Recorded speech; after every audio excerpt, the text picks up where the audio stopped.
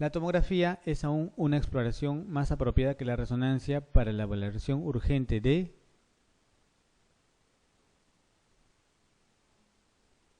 qué? ¿Un tumor medular? No, pues ni hablar, ahí pedimos resonancia. ¿Tumor de tronco encefálico? Tampoco, resonancia. Siringomiela, resonancia. TEC, sí, ¿no es cierto?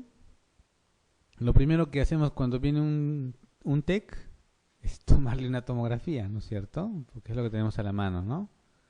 Es la respuesta, ¿no? La letra D. A ver, un niño de 12 años sufre pérdida de conciencia breve tras caerse de una bicicleta. Al llegar a urgencias, está orientado y presenta signos de impacto en región parietal derecha. 2 horas más tarde, se queja de cefalea, que va aumentando, y alteración de nivel de conciencia. La causa más probable del deterioro es... ¿Qué dicen?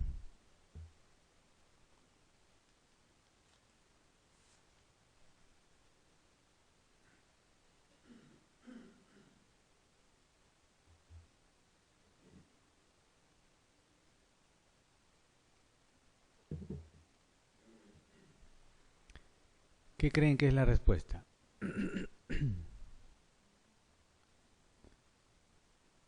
A ver, ¿podría ser una hidrocefalia aguda secundaria a hemorragia subaracnoidea postraumática? Claro, el trauma me podría dar una hemorragia subaracnoidea, ¿no es cierto? Eso sí es cierto. Y la hemorragia subaracnoidea me podría dar una hidrocefalia, ¿no? Eso es también lógico. Pero ¿ustedes creen que en tan pocas horas se desarrolle todo eso? ¿No? Bien difícil, ¿no es cierto? O sea, tan rápido no podría desarrollarse eso.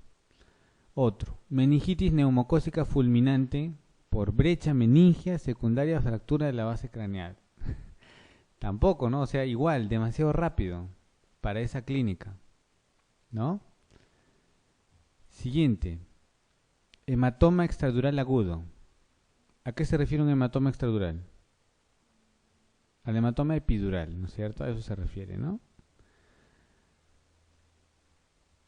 El hematoma epidural clásicamente tiene una presentación con una pérdida de conciencia inicial, o sea, el paciente sufre un golpe, ¿no? Un TEC, y se desmaya, pierde la conciencia, y luego despierta, se recupera aparentemente, ¿no?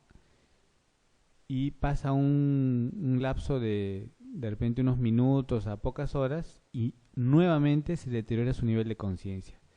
Ese periodo como que en 2 picos de pérdida de conciencia, ¿no? Es clásico del hematoma epidural, ¿ya? Y es lo que tiene el niño, ¿no? Porque el niño perdió la conciencia inicial, se recuperó y luego otra vez se altera su conciencia, ¿ya? Eso es bastante clásico del hematoma epidural. Entonces la respuesta es eso. Ahora, una contusión cerebral parietal derecha tampoco me va a llevar tan rápido a un deterioro del paciente, ¿no? Y una hipertensión intracraneal aguda secundaria de edema cerebral tampoco, ¿no? O sea, todo eso se desarrolla en un tiempo, tan rápido no puede ocurrir así, ¿ya? La respuesta es la C. Ahí está el hematoma epidural. Un paciente que ha sufrido un traumatismo craneal llega consciente a urgencias. Radiológicamente se aprecia una fractura lineal de la bóveda craneal. A las 12 horas comienza a reducirse de forma progresiva el nivel de conciencia, observándose asimetría pupilar. ¿Cuál es el diagnóstico?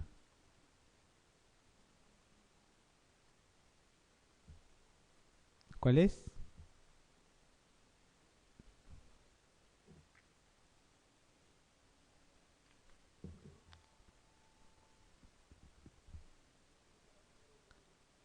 ¿Cuál es la respuesta?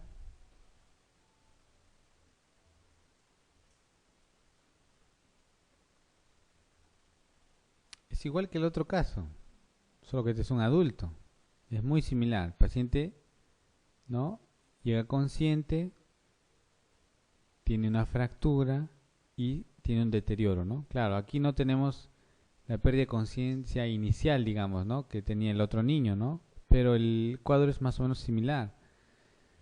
Y les había dicho que los hematomas epidurales se asocian muchas veces a fractura de bóveda, ¿ya? Y por eso es que como hay fractura de bóveda, es que sangra la arteria meningia media, que es muy frecuente, ¿ya? ¿No habrán ustedes escuchado los abuelitos, ¿no? Las personas mayores que dicen que no se golpeen esta parte de la cabeza, ¿no? Porque pueden fallecer, dicen, ¿no? Es por eso, porque ahí está la arteria meningia media. Y la ruptura de eso generalmente da hematomas epidurales. ¿Y qué pasa, por ejemplo, si este paciente nadie lo ve? Imagínense, se golpea, se cae, se desmayó, bueno, luego se despertó, aparentemente estuvo bien, se va a su casa, se va a dormir, nadie lo vio y se murió, ¿no? Porque tiene ese segundo episodio de deterioro de conciencia que lo puede llevar al coma y a la muerte, pues, ¿no? ¿Y por qué? Porque ocurren las hernias, pues, ¿no? Entonces aquí les he traído esta imagen para ver algunas hernias, ¿no?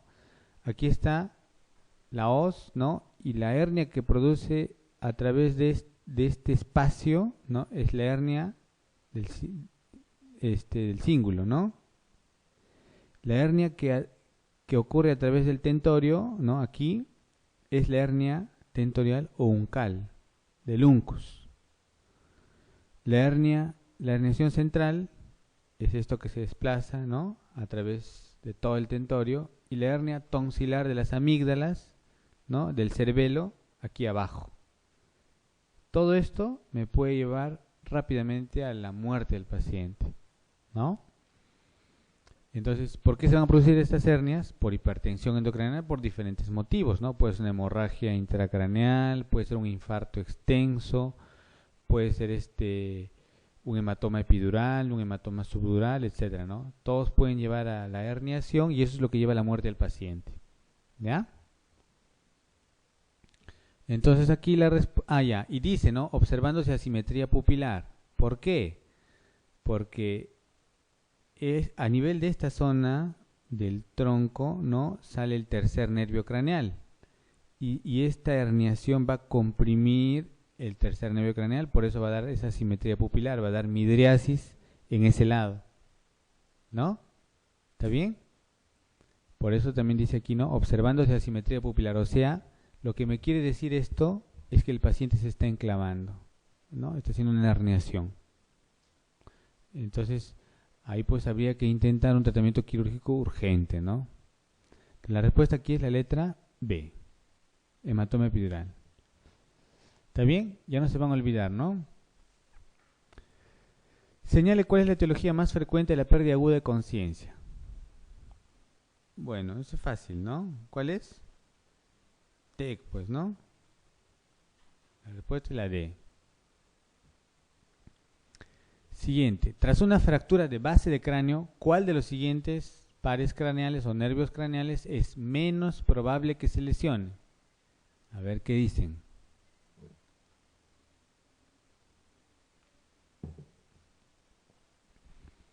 Bueno, vamos a hablar algo de la base de cráneo.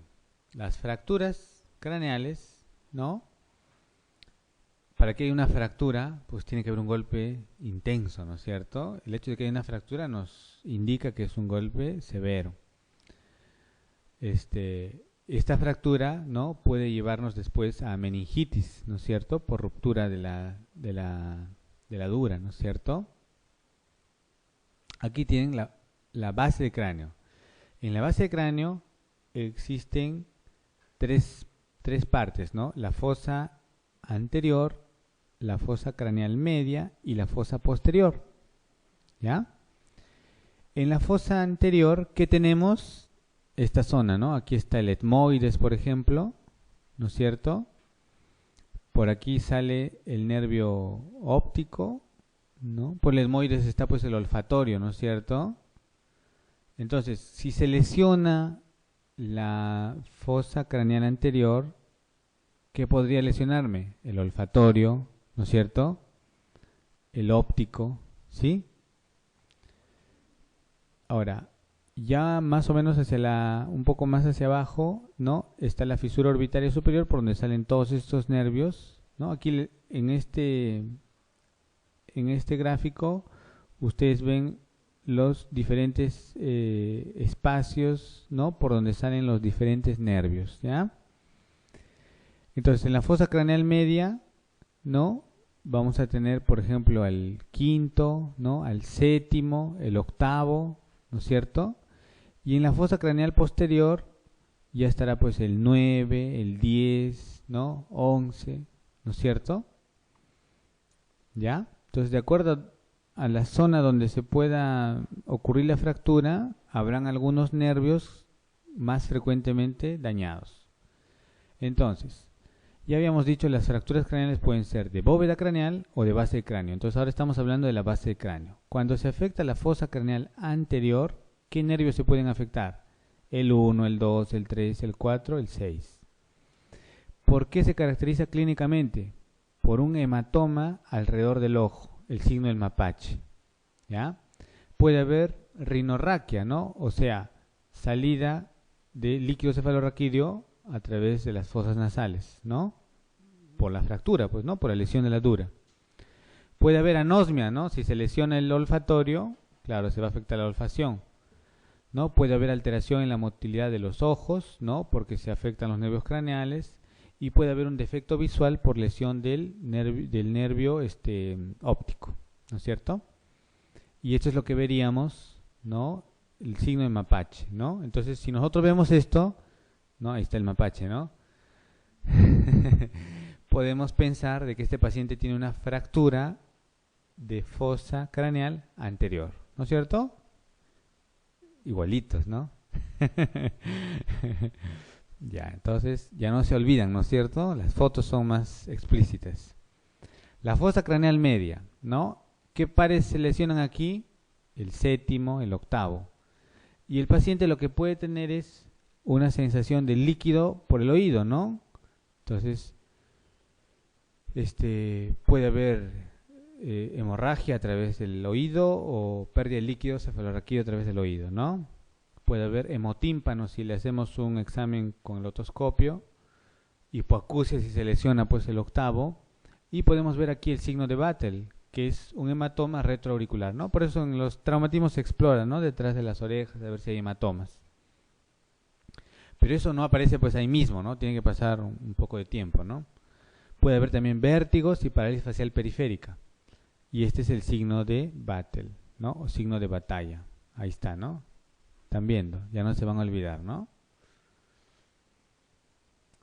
Este es un hemotímpano. Muy bien. Entonces, ¿cuál es el nervio craneal menos probablemente que se lesione de todos los que están ahí? ¿Cuál?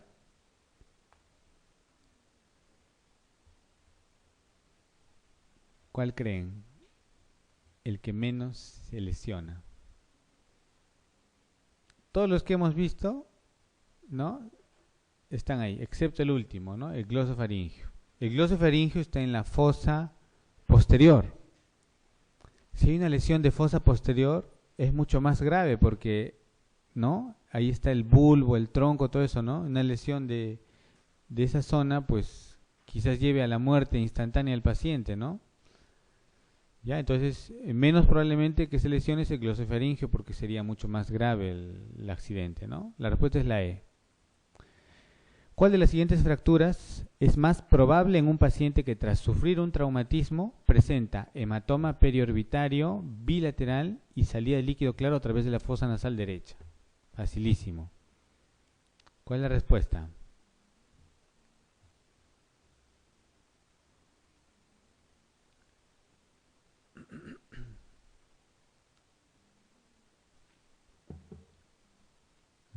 ¿Qué dicen?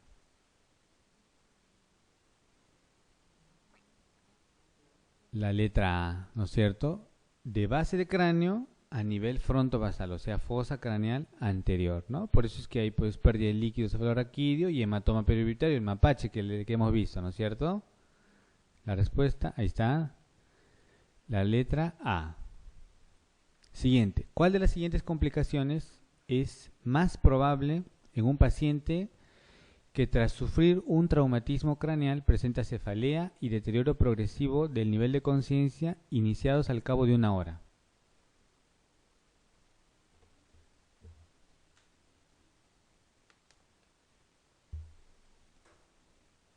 ¿Cuál es la respuesta?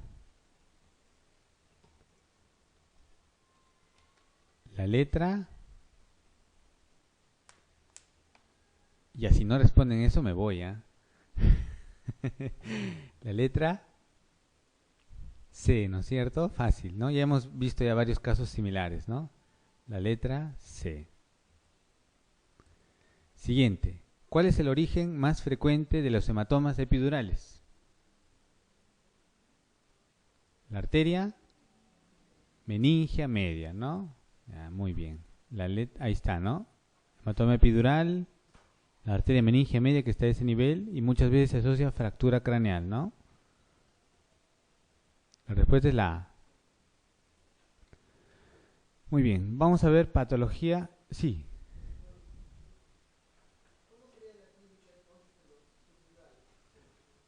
Similar, o sea, el hematoma subdural, ¿no?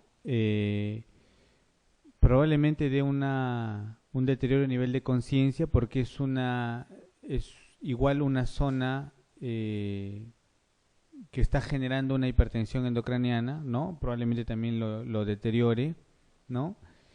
El deterioro probablemente sea más lento porque el hematoma es subdural, ¿ya? No es una arteria ahí, son venas. En cambio, en el hematoma epidural es una arteria, ¿ya? Entonces el deterioro probablemente sea mucho más rápido del epidural, ¿ya? En menos tiempo lo va a deteriorar, ¿ya? Además se puede asociar a fractura, por ejemplo, el epidural, ¿ya? Clínicamente, ¿no? Pero clínicamente no se puede hacer una diferenciación, digamos, muy exacta, ¿no? Porque tendrías que tener el dato preciso, ¿no? Muchas veces cuando alguien sufre un traumatismo, nadie te cuenta exactamente qué pasó, ¿no?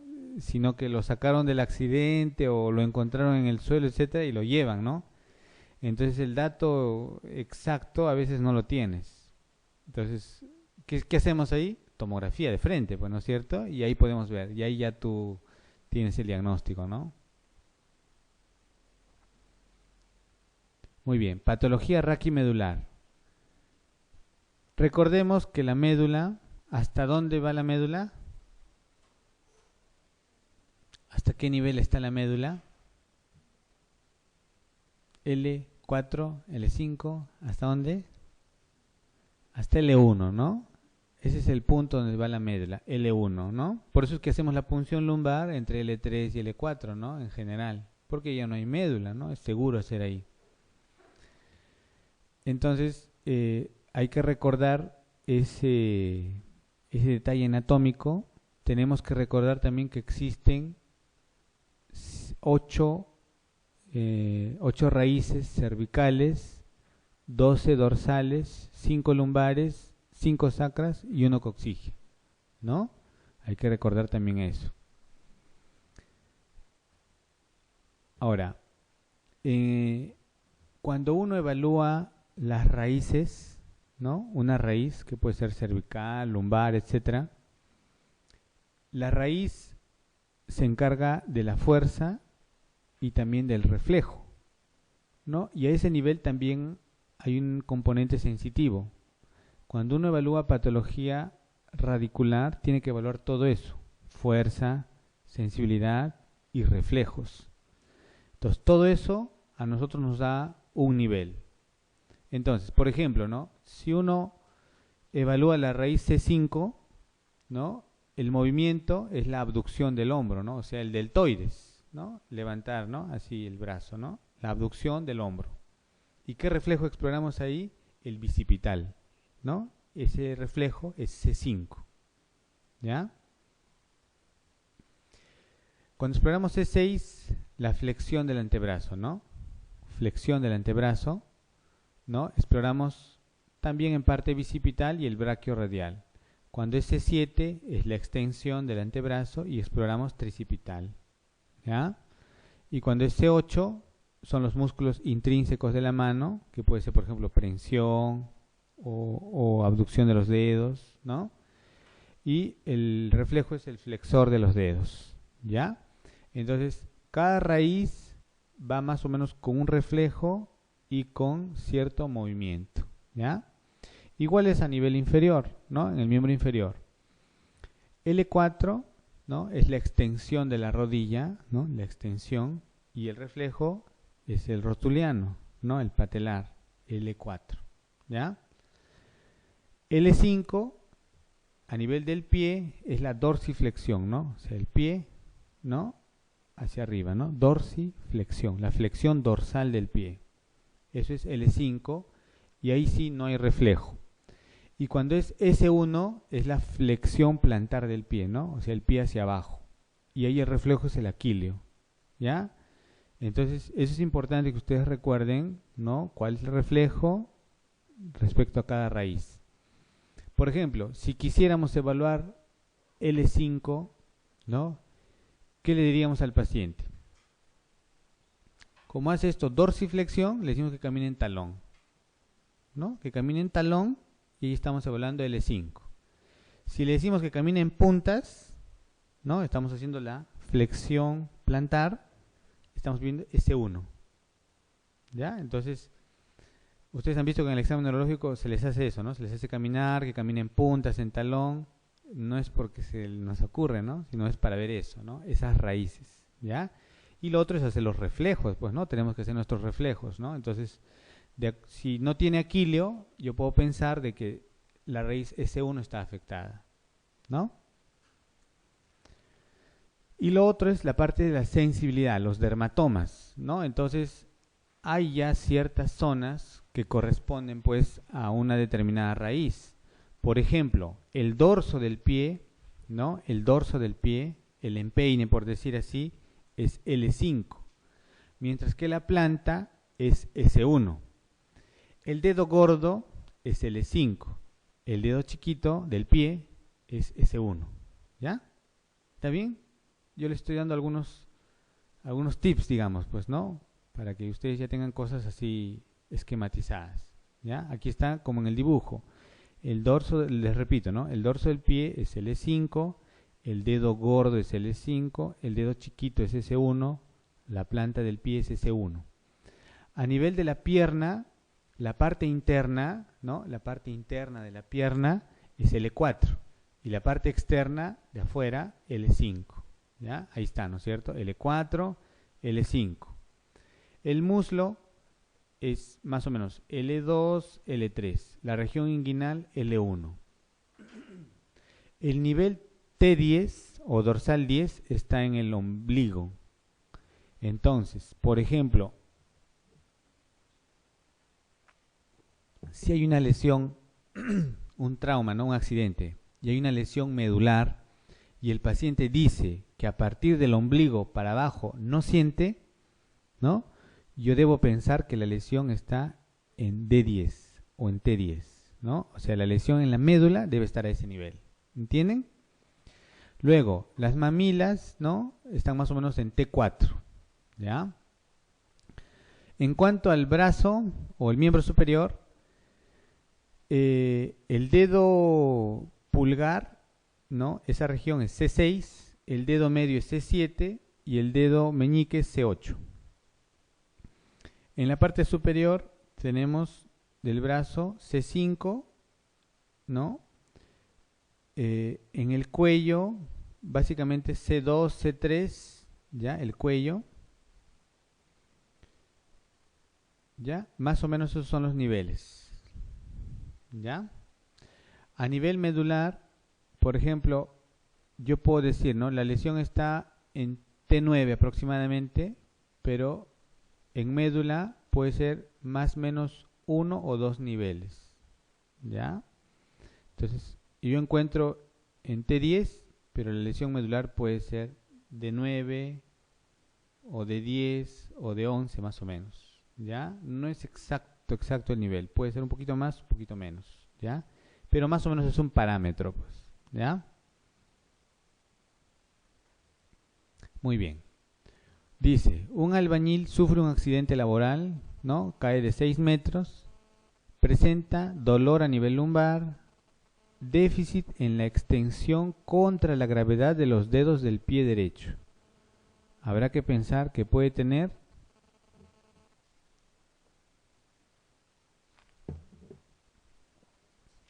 recuerden, este paciente lo que no puede hacer, dice, ¿no? Es una extensión de los dedos del pie, o sea, no puede hacer una dorsiflexión, ¿no es cierto? No puede hacer esto, para arriba no puede hacer. ¿Qué raíz es esa? L5, ¿no? L5, ¿no es cierto? Entonces yo puedo pensar que tiene una lesión en raíz L5, ¿ya? Que hace ese movimiento. ¿Está bien? La respuesta es la D. Siguiente. Un paciente de 40 años que estuvo durante casi 24 horas haciendo la mudanza de su casa, comenzó a notar adormecimiento en la cara anterior del muslo izquierdo, junto con cansancio y dolor en la región lumbar. Acude a la consulta porque persisten los síntomas sensitivos, ¿no? Después de unos días, ya cuando el cansancio y la lumbalgia han desaparecido. En el examen neurológico dice es normal, excepto un área extensa de hipoestesia sobre la cara anterolateral del muslo. Este cuadro es probablemente, ¿qué dicen? ¿Qué dicen? La letra.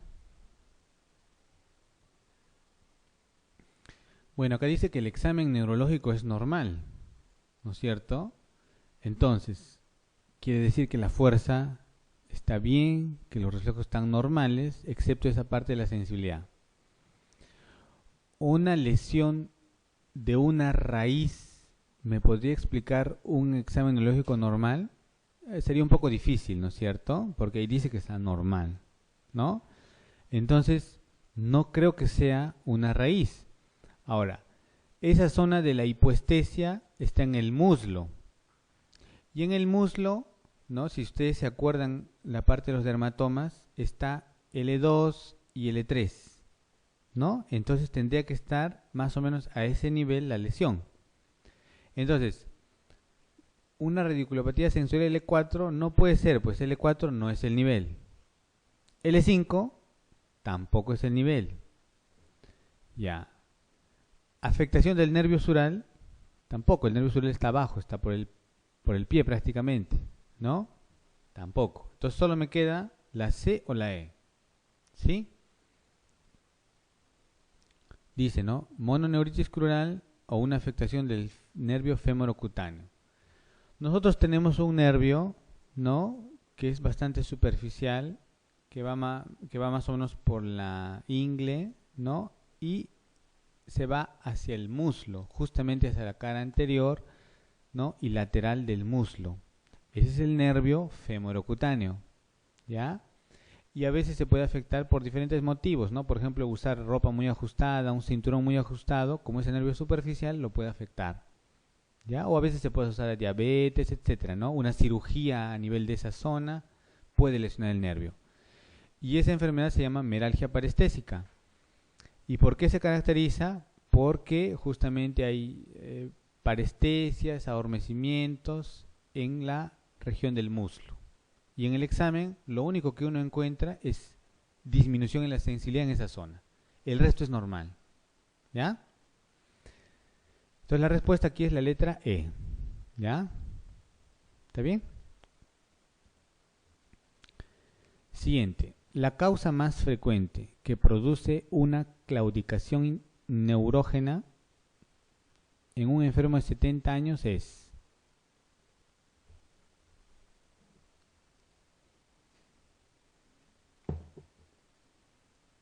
Ustedes han oído hablar de la claudicación intermitente, ¿no es cierto? Es una patología más o menos frecuente.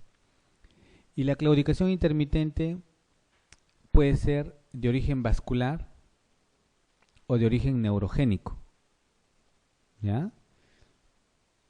¿En qué consiste la claudicación intermitente vascular? ¿Recuerdan?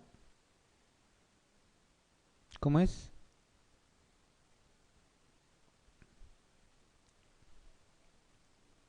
¿Cómo es una claudicación intermitente, ¿no? De tipo vascular, ¿no? ¿Recuerdan? Hay que tenerlo claro para poder diferenciarlo de la parte neuropática, digamos, ¿no? De la causa neurológica. Entonces, ¿qué dicen estos pacientes, no? Son pacientes en general con enfermedad aterosclerótica, ¿no es cierto? Entonces ellos dicen, ¿no? Yo camino de repente 2 cuadras o 3 cuadras y de pronto me empiezan a doler las piernas y tengo que pararme porque ya no puedo caminar, ¿no? Entonces el paciente se detiene, ¿no? De repente se sienta o está parado, no sé, descansa un rato y luego otra vez puede caminar, le calma el dolor con el reposo. Camina otra vez sus 2, 3 cuadras y otra vez tiene el dolor, ¿no? Y cada vez la distancia va a ser menor, ¿no? A distancias menores va a presentar dolor, ¿ya? Esa es la claudicación intermitente de tipo vascular. Si está en reposo, calma, el paciente está tranquilo, puede dormir tranquilo en la noche, ¿no? Y si uno le hace unos reflejos, etcétera, van a estar normales, si es que no tiene otra patología asociada, ¿no? Entonces, esa es la claudicación intermitente de tipo vascular, ¿ya? Por aterosclerosis, ¿no? Por enfermedad vascular periférica, ¿sí? ¿Y cómo es la claudicación intermitente neurogénica?